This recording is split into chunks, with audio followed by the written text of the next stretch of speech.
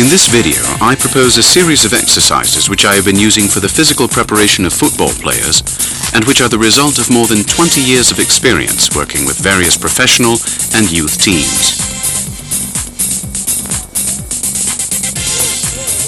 My objective is to share with coaches and trainers a few ideas that may help them to modify or improve the various training methods that they use.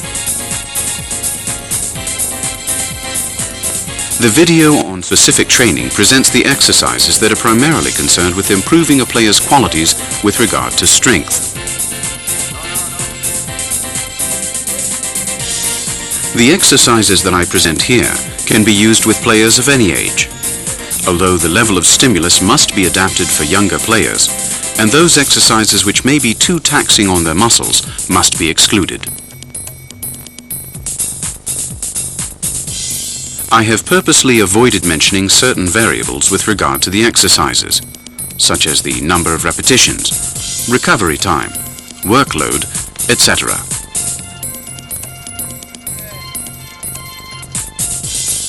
Nor are the exercises presented in any special order, neither chronologically nor for educational purposes.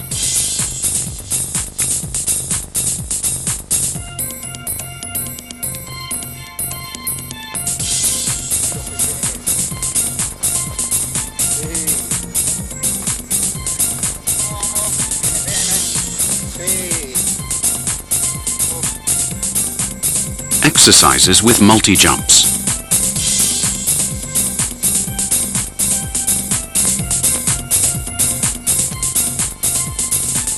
I use the term multi-jumps to cover all the exercises that are carried out by stopping, jumping, etc., with the aim of improving strength with regard to elasticity and speed. This kind of jumping makes it possible to improve not only the different types of strength, but also leg coordination.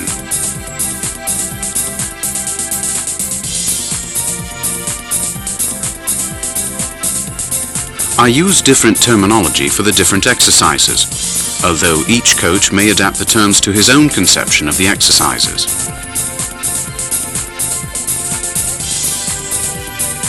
As can be seen in the video, the initial exercises involve the multi-jumps that improve coordination, and for that reason, we will call them coordinative jumps, which include skipping while raising the knees high, skipping while lifting the knees to a low height, walking with skipping, alternately lifting the knees high and low, running while kicking up the heels, as we see here.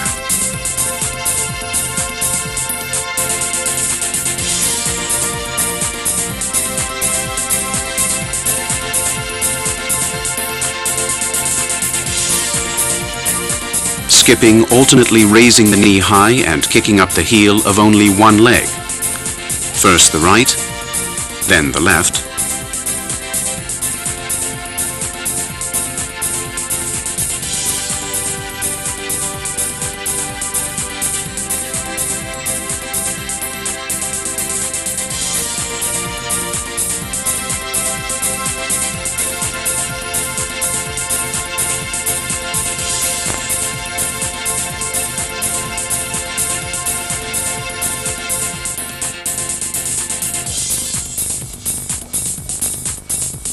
skipping, alternately raising the knee high and kicking up the heel while also alternating legs,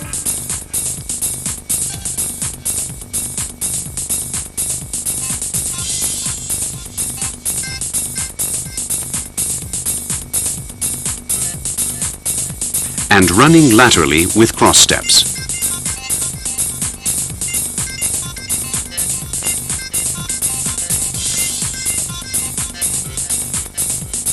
At the end of the repetition of some of the exercises, it is generally a good idea to perform 2 short sprints of about 20 or 30 meters with frequent footfalls and short strides.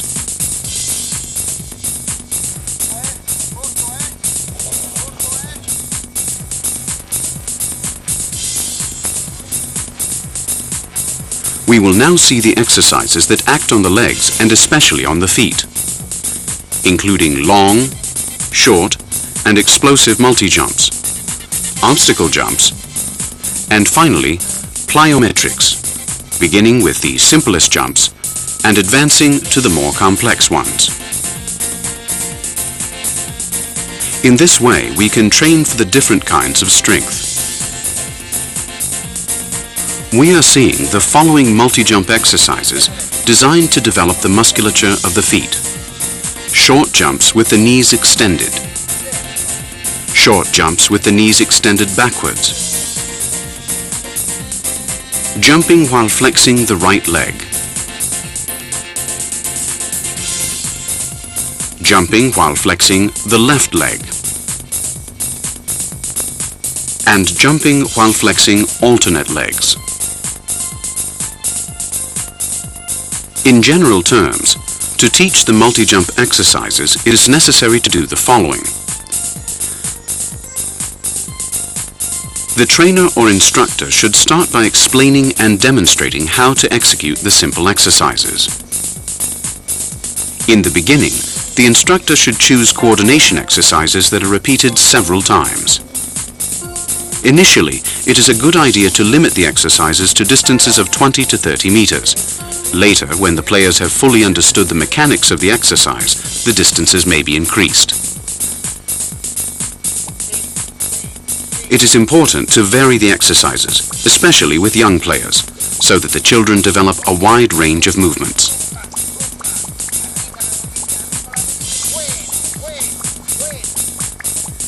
Let's begin with the long multi-jumps. Vertical jumps. During the learning process, it is important to teach the correct landing technique.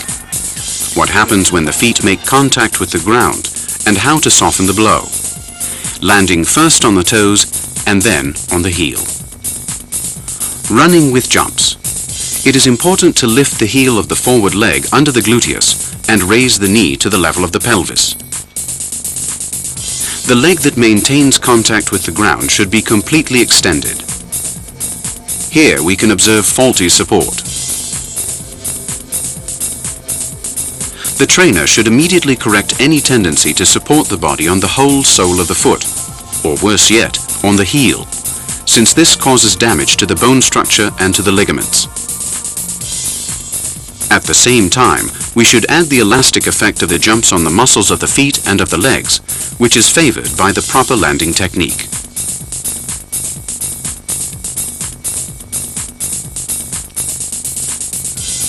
We have seen repetitive jumps performed while pulling up the legs that drive the jump.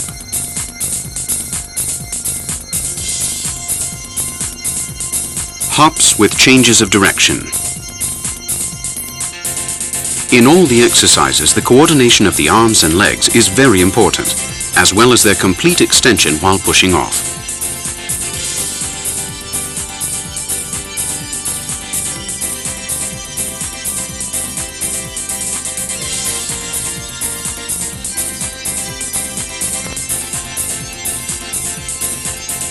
Jumps with changes of direction, pushing off with one leg. At all times, the backbone should be in a vertical position over the support leg while leaning slightly forward.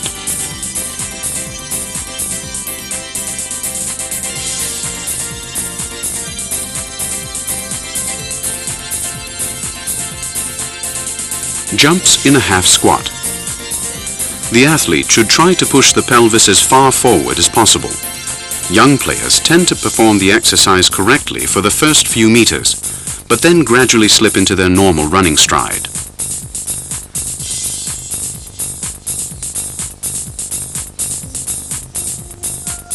The players will only benefit from these elastic exercises if they execute them with the correct mechanics as regards both pushing off and landing, and if they observe brief intervals between jumps, especially jumping again as soon as possible after landing.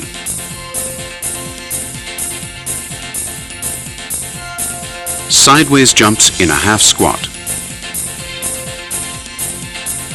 Sideways jumps in a half squat with a 180-degree turn.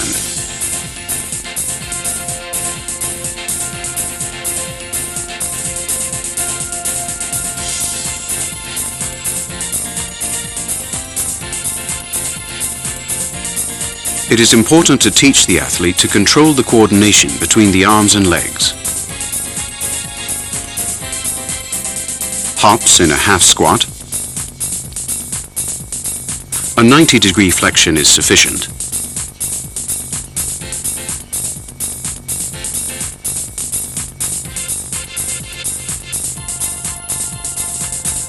As we can see in these slow motion images, it is essential to extend the legs completely.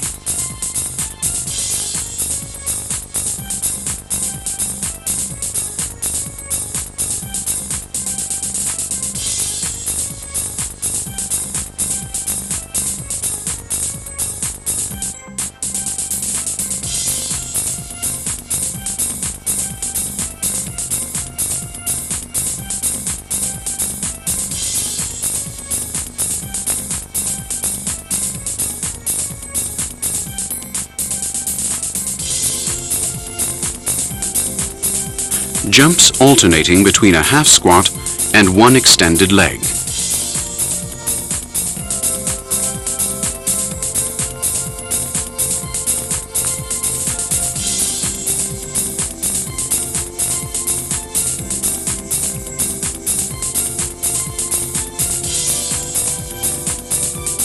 We will now see the short and explosive multi-jumps. Long jump.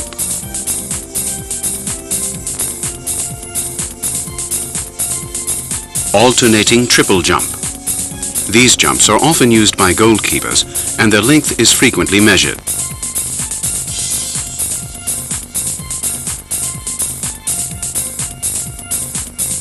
Triple jumps landing on one leg.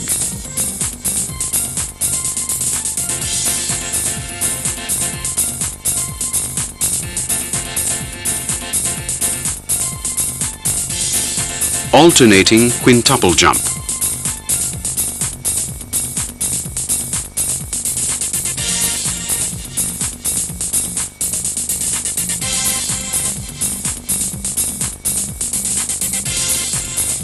And quintuple jumps landing on one leg.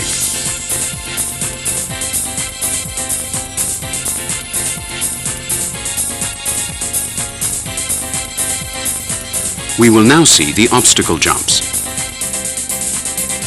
I consider it would be useful to perform the obstacle jumps next.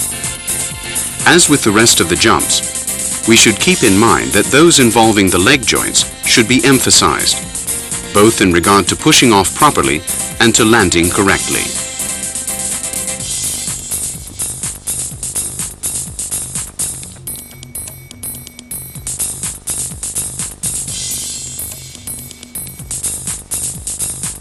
We have seen elastic rebounds between obstacles, low jumps between obstacles with extended legs,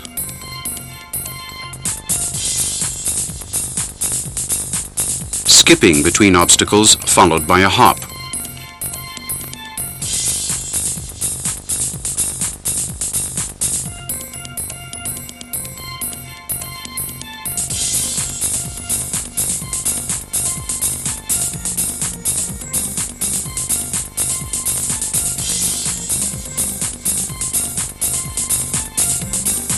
jumps in a half squat without overly accentuating this position.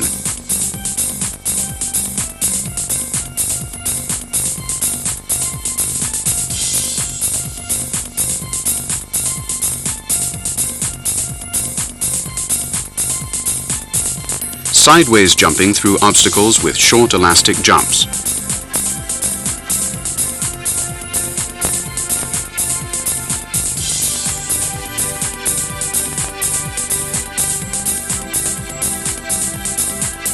Jumping over the obstacles with a 180-degree turn.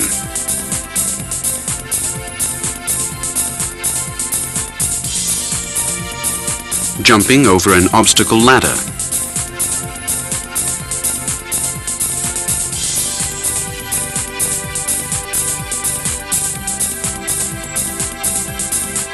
Jumping through obstacles in a square.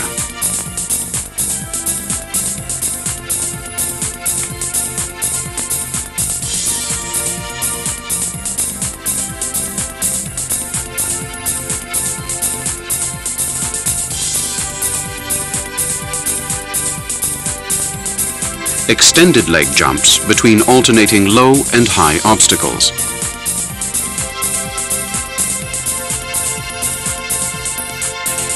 And one-legged jumps over obstacles.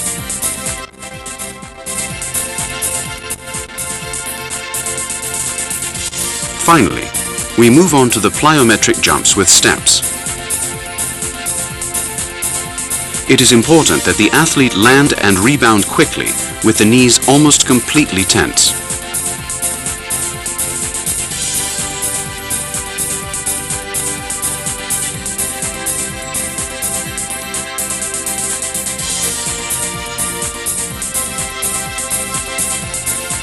The jumps can also be performed with one leg.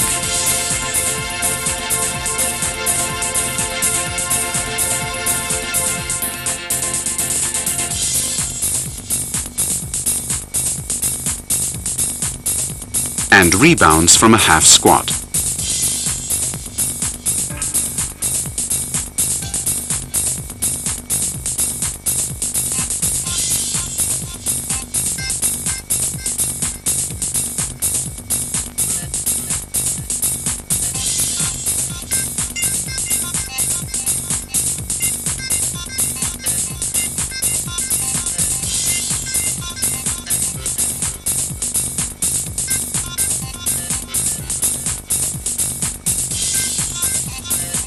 Decompression exercises.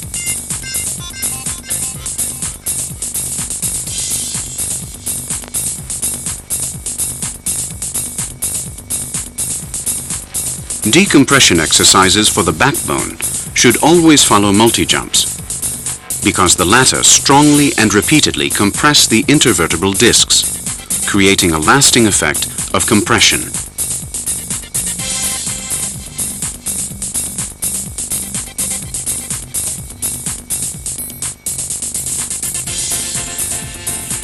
This phase usually begins with exercises involving rotations of the joints and is combined with exercises to loosen the muscles and with brief stretching exercises.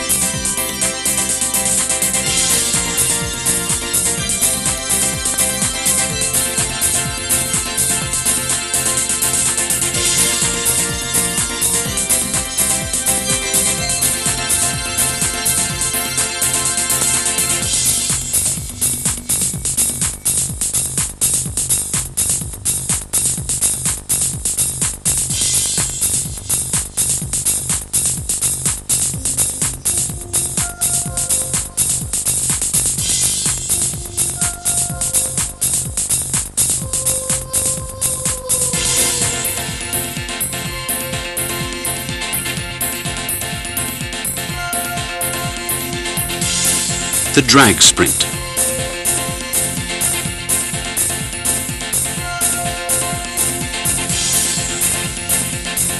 The aim of this series of accelerations is to improve the player's power when sprinting.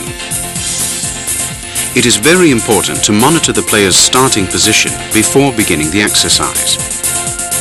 The trainer should make sure that the cable that joins the player to the load is taut and that his initial strides are fairly long so that the legs are extended completely when pushing off.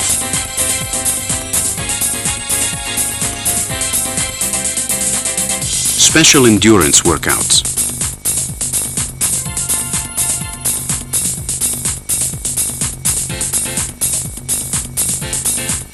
These special endurance exercises have been designed by Professor Capanna in recent years.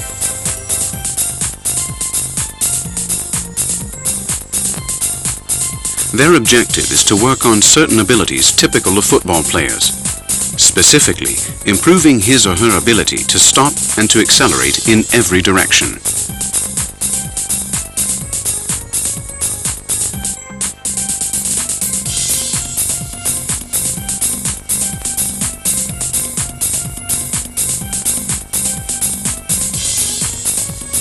This exercise is characterized by the technical actions of these quick stops, which should end with a stride that is longer than the previous ones, in which the player has changed his center of gravity.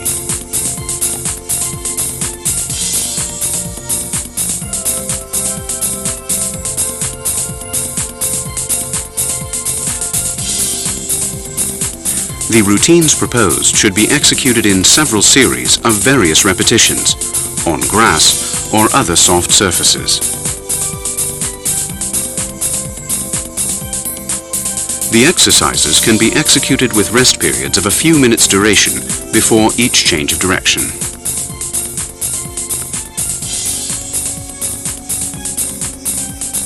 With each change of direction, the player should stop completely and then start up again, performing a series of short sprints in which he accelerates briefly and then stops dead.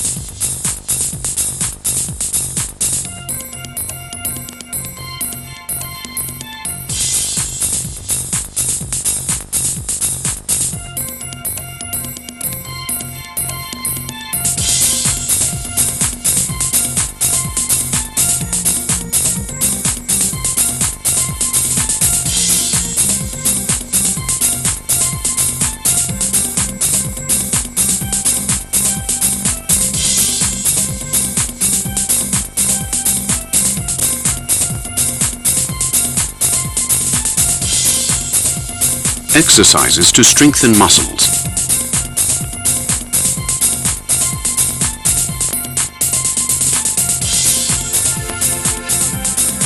The method I use for exercising to strengthen the leg muscles is based on a circuit similar to the one that appears in the table.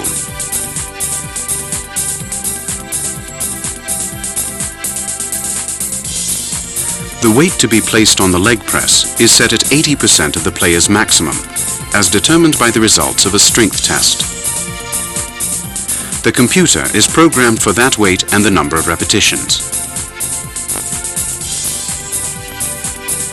The player begins the strength workout with 10 seconds of isometric leg extensions. Without pausing, the player continues with the leg press, while the trainer presses the intro key on the computer to record the strength and control values.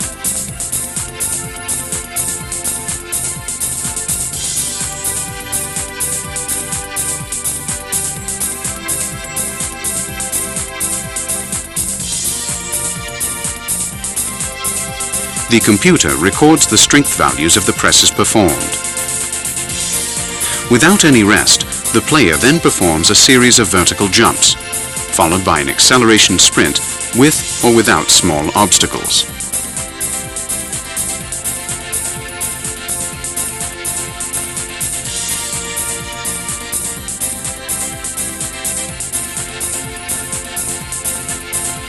During the recovery phase between circuits, the player performs a series of repetitions on a weight machine to strengthen the arms.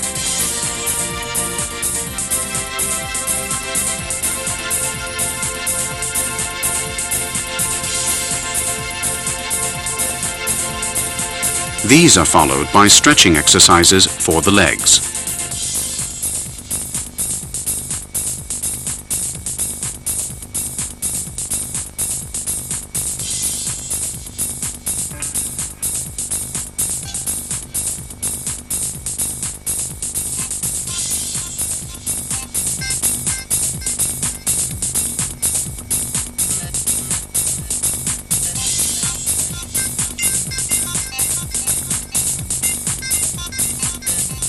After a good recovery period, the player starts the second circuit, which varies from the first in two aspects. The weight load is 40% of the player's maximum, and the multi-jumps are different.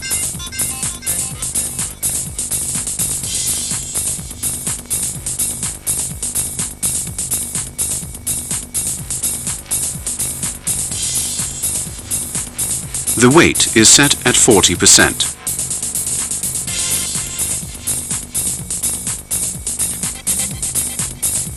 The computer is programmed for the same weight and the predetermined number of repetitions.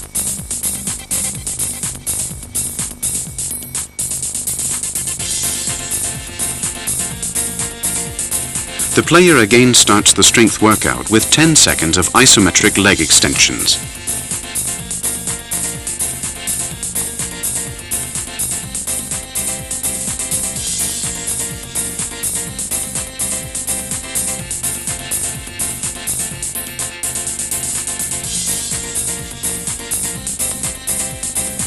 An indicator located in the upper right tells the player if he is performing the leg presses within the predetermined values, or if they fall above or below the desired values.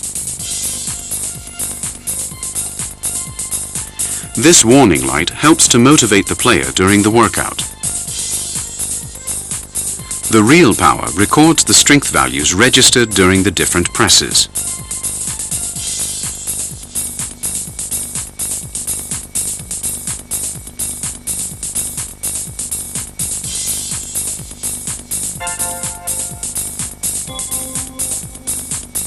Meanwhile, the player performs a series of jumps like those previously carried out. A complete series has been performed when the player finishes both circuits. In my experience, this kind of strength workout has yielded the best results with the least risk, by individually adjusting the load and adapting the type of training stimulus for each player.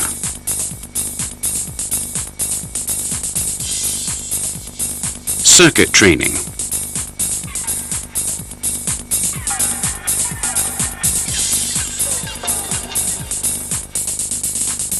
This is an example of a personalized training card, which includes the different stations on the training circuit. This section of the card contains the player's name, the number of training sessions performed, the kilos lifted, etc.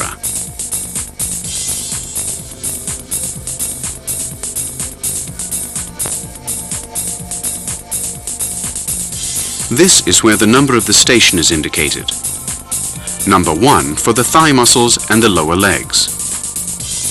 Number 2 for the pectorals. Number 3 for the lower abdominals. This section can also include the number of sets, the number of repetitions, and the kilos lifted.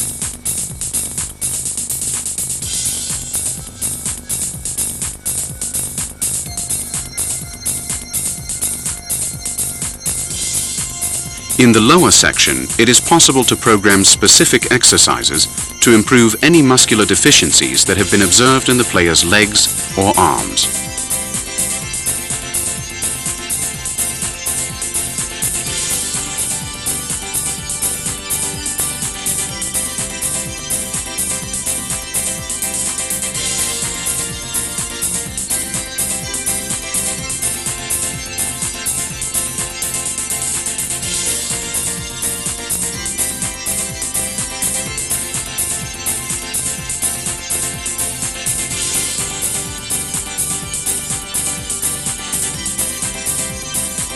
Circuit training can be performed following various methods. In this video, I have alternated abdominal exercises with exercises for the back, arms, and legs.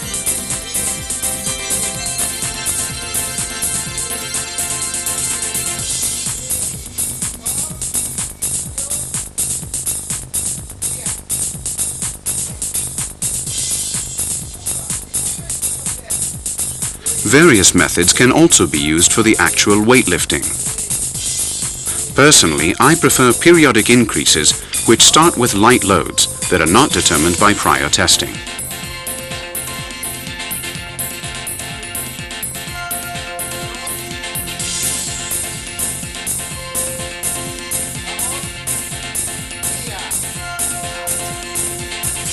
With regard to the amount of work at each station, sets may normally vary between 6 and 20 repetitions that should be executed in 20 to 40 seconds.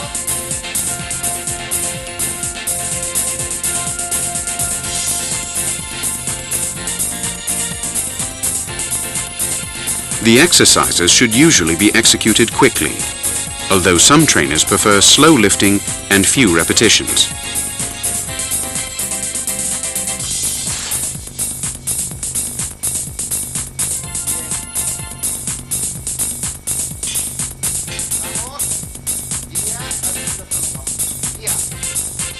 It is essential to teach and control correct breathing while the player is performing his exercises.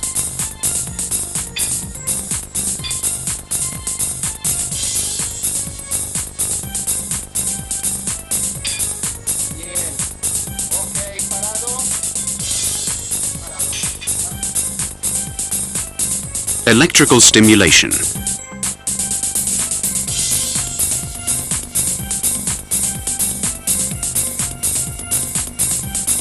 In recent years, electrical stimulation has taken on an extremely important role in the physical preparation of athletes and has become an integral part of training programs.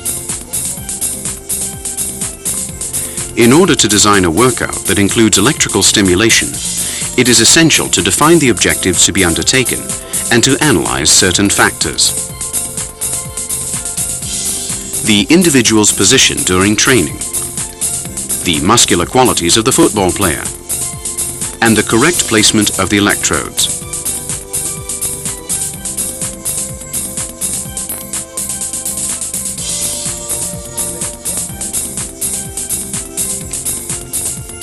A personalized program can be drawn up according to the previously established objectives.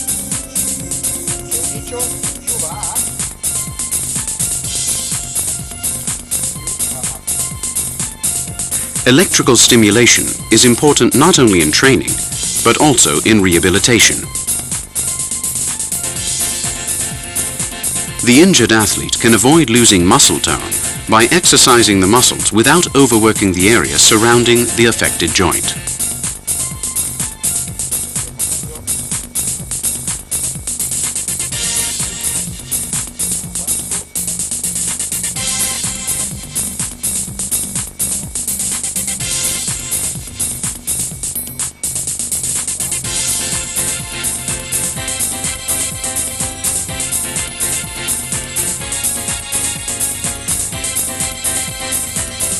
Once the program has been determined, the kind of warm-up exercises and the work level should be decided.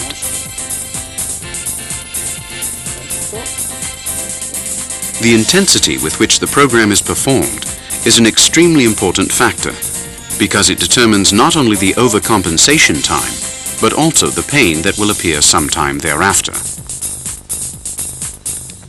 It is advised that the intensity be increased progressively and that greater importance be given to the quantitative increases.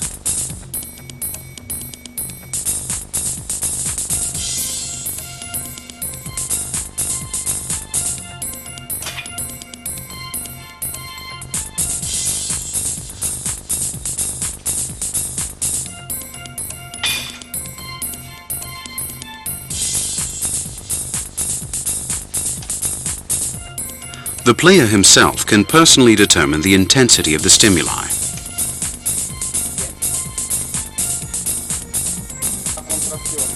The program can be performed both passively, while reading the newspaper for example, and actively. The best results, however, come from active participation. Another aspect that should not be ignored while determining the training plan is the analysis of the imbalances in the kinetic chain. Although it is not always shown in this video, electrical stimulation should be adapted so that the work of a particular muscle serves to correct the balance in specific situations. Only when these data have been evaluated is it possible to carry out plans designed for each athlete. The electrical stimulation protocols are created by analyzing all these factors, taking into consideration the specific demands of each athlete and the objectives that have been set. The values reached in a personalized program can be recorded in these tables in order to evaluate and compare them in the future.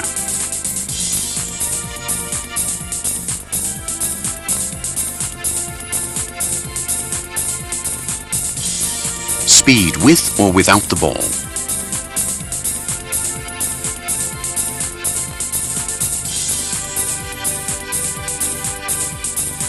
There is an endless selection of exercises to improve speed with or without the ball.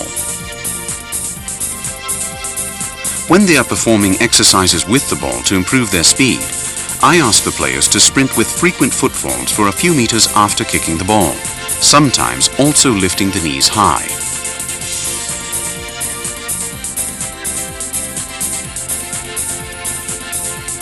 I recognize that this is not a footballer's typical running style, but experience has shown me that these are useful suggestions to achieve the objectives that have been laid out.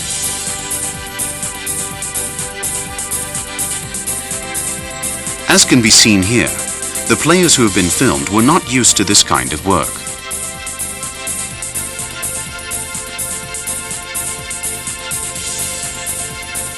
Exercises to improve quickness should be repeated every day for a few minutes after finishing any warm-up.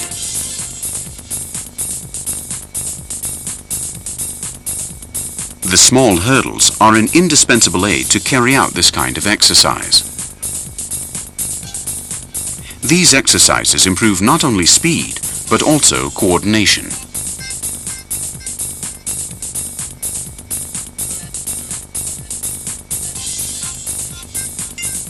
Trainers and coaches should pay particular attention to when the players come out of the obstacles. Football players often tend to come out lowering the pelvis and lengthening their strides, and yet this is precisely where they should take shorter steps, keeping the knees a little higher and trying to raise the pelvis.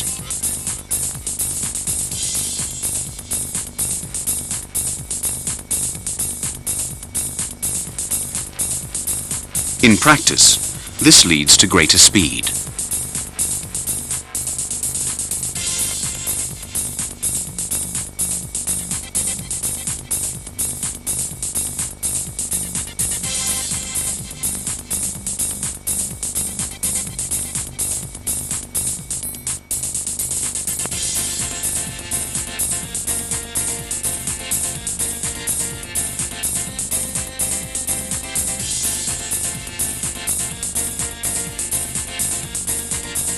Poles can also be used to set up different kinds of workouts. In any case, the greatest attention must be paid to the end of the exercise, that is, when the players come out of the poles. This kind of training must be given greater importance in youth football, from the very start, because too many professional players show deficiencies in this respect.